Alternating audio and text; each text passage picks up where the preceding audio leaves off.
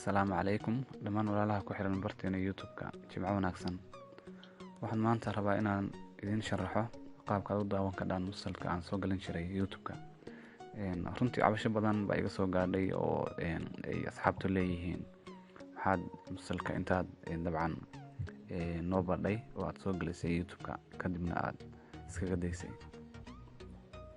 Marka hore waxaan idinku bishaareynayaa musalsalka iska maandayn laakiin dabcan waxaan iska dhaafay inaan YouTube soo galiyo sababtoo ah dabcan YouTube-ka wuxuu adkay dabcan wuxuu soo kordhiyay shuruudo adag marka copyright strike baa lagu qabanayaa dabcan haddii aad soo galiso musalsal iyo wixii lamid ah marka dabcan musalsalka waxaan u bedelay inaan soo galiyo website aan anigu leeyahay oo anigu aan sameeyo halkaasaan soo galiyaa halkaasaan ka daawan karaa insha Allah tacaala. marka haddaba sidee ku daawan karaa musalsalka macnaha processkii u maraya. marka hore waxaad galaysaa website-kayga oo magaciisu yahay laacibo.